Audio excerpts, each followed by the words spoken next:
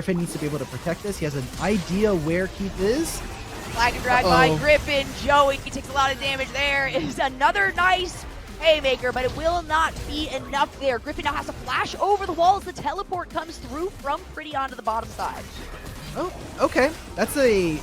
It's Pretty. Here in lane. This could be a bad situation. Griffin is on the other side. There's the Zenith Blade. There's the Q. The flag and drag. So many pops, and Pretty is just not able to get out of that one. The equalizing kill found by ZOOS.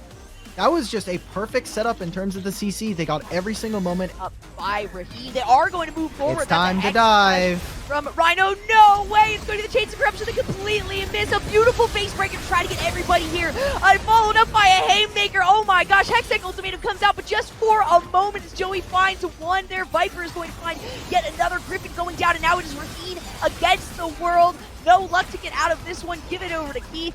You're aware of this. However, Immortals not so much. Teleport coming through. And there it is. Rhino's going to go in with the Zenith Blade. Nice little... Camille's not here yet. Save a little bit of damage. Out comes the Cataclysm onto the backside. Showstopper to get out of the Cataclysm. Griffin will be jumped on here, though, and I believe that is Keith who picks that up with the ultimate. No, Viper. They die here, but could also just go for a reset. Rhino is here. They can try to pinch. There's 4 members with Camille and mid lane making their way. Shockwave coming through. That's going to be Anda saying, yeah, I'll take the kill right there. Can't Sonic Wave. I'll follow that one up. I didn't like it. Oh, a hook shot! Followed up by a flash from Viper. Okay, so it is going to be a Hextech Ultimatum. This is so dang much was just invested right there from Immortals to be able to take down the kill. That means the ZOOS in this bottom side are going to be like, hey, yeah, we get free farm, we get to throw out, especially when 3 members send Alorm running like that, just because there's too much damage coming from Keith right now. This is a great later game team, like you mentioned. We might have been seeing some misplays coming out of them. It's going to be the Hextech Ultimatum coming out onto Tuesday, though. The blast will used there. Tuesday trying to find something in response. The flash was utilized there, and it will not be a realm warp because he will be dead before it comes through. That is a used flash, a used ultimate, and a dead Tuesday. That is so huge for Immortals. They've had a much more consistent summer. Back in spring when they were playing, this team was generally about a 5th to 6th team with some high peaks and some pretty low ones as well. Tuesday, I think, has to play incredibly safe here. He does not want to get caught out right now, as Rhino probably gonna have to pay the price. Yeah, Tuesday, like, maybe this bush game isn't working for me. It's gonna be Viper who hops in onto this one. Viper dealing a lot of additional damage, gonna be able to pick that up as well. You do have the Ravenous Hydra along with the Divine Sunder on this Camille, so she's going to have so much more of an advantage in this side lane pressure. Having Ravenous Hydra on top of that is going to allow her to just kind of wander around, do really what she wants, and then be able to hook shot out if she needs to. 4-0-4 though. You know, looking at 10-3, looking at the gold, it doesn't really show that it's heavily in favor here for Immortals Academy, but when you look across at their deaths, 1-3-1 Tuesday, 0-2-2 for both Raheem and Rhino. It's starting to become more and more uncomfortable as the game goes on here for ZOOS. It has nothing to do with the gold, it just has to do with the ability to initiate on these fights. Let's see if Immortals decides to go in on this one or just escape. It will be a 5v4 as Camille is down in the mid lane. But no teams are coming out. They're going to try to aid Camille here.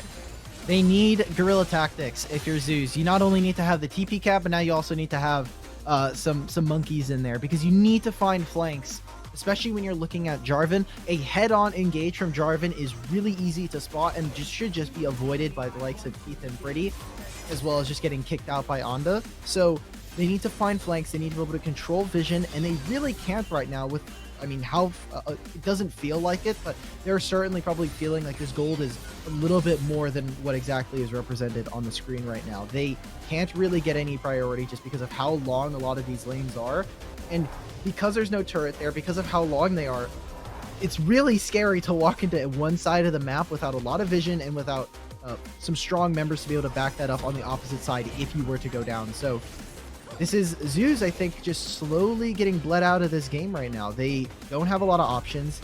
Split push is not their strongest feat, and while Tuesday's kind of whittle away at turrets, it's cause for other members to have to be able to protect them. Otherwise, ZOOS fall apart and Immortals can continue to find advantages on the split. War Drinker finished by both of the junglers here.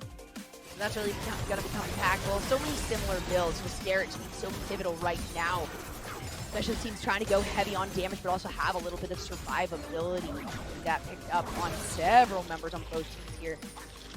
Immortals trying to set themselves up. Dragon is going to be here in 20 seconds. They're throwing some vision down, have a decent number of wards. ZOOS is not in position at the moment to respond to this. They're coming down towards through the mid side, so it looks like this might be something that they're just going to either try to bait a fight out of or give up to Immortals Academy. And it looks like the first option going to be the preferred one. Joey flashes in. Hextech ultimatum onto the backside. Alorum tries to do what he can there with the Poppy ultimate, but ends up taking a lot of damage. And Viper might not be enough, but Joey, Viper, and Pretty will be. Pretty picking up the kill right there. It is a recall, but you're on a ward. Tuesday, the hook shot moving forward. A flash from Tuesday, but a flash from Viper as well. Oh no! And it was a stopped ultimate from the Rise. Tuesday, you flash, you go down once again. Immortals Academy get themselves a Baron. And Raheen is trying just to try and, fish for an engage, maybe look for a chain of corruption, but they're just going to find this engage on the Rhino. They're going to take the Baron, and Immortals Academy are setting themselves up for a Game 1 victory here. A dominant one, a little bit of a slower one than what we're used to, but still, Immortals Academy looking incredibly strong here, almost 30 minutes into the game. Knew it. Knew this was the one. Going in, a lot of people were saying ZOOS, are favored for this one. Most people that I talked to, it was ZOOS' favor. We're going to take a look at this replay, though, before I get into that. Yeah, again, look at how aggressive Raheen is being able to try to at least position, but without the chains up, without looking for something, a lot of the members, I think it was a little bit of that trepidation we've been talking about. Can we try to find a fight here? Maybe it's some mixed comms. They just can't find it. They can't have a front-to-back team fight, otherwise they lose. They have a worse team fight to the side of Immortals Academy. They lose on the split, so they need to get creative, and going front-to-back is not the way, and we're seeing it continuously punished by Immortals. Now with Baron, now with the Camille on the side, you see what we're talking about. They have the 4-man core that's able to just kind of rotate at any given moment, and there's not much for ZOOS to be able to answer. It's really not. I also love, I know this is, not a private game, but you got Keith and Joey on the bottom side of Immortals. Two first names, two simple first names. They go together pretty well. They have been really, really showing up on this one. I gotta say, Joey on this set, a lot of these initiations, even recognizing, hey, I might go down in this, has only died one time, though. That's going to be a bottom inhibitor taken. Keith doing so much damage right now, and continuing to push this lane forward. We've also got Viper in the mid side, bringing some Baron minions along as well to try to break into this base from multiple angles. Meantime, they're just gonna lose to minions, guys. Like, you have 3 cannons. You can't wait for them to try to go in under tower. They split Rise off is backing. Right there this with is Viper it. on the other side. Rise is backing. That's going to be almost one Nexus turret down. Rhino takes quite a bit of damage there. But it will be go in by Griffin, followed up Cataclysm. That's going to be Griffin having to flash away after Flag and Dragging. Viper might get taken down. Uses the Zonias right after the Hextech ultimatum. Does get taken down there in the end. Pick up by Tuesday. Alorum, though, very, very low. You have Anda stunned under tower. Keith is going to find one there on the side. In comes the Flag and Drag again from Griffin. But a Haymaker will offer a lot of shielding and a lot of damage.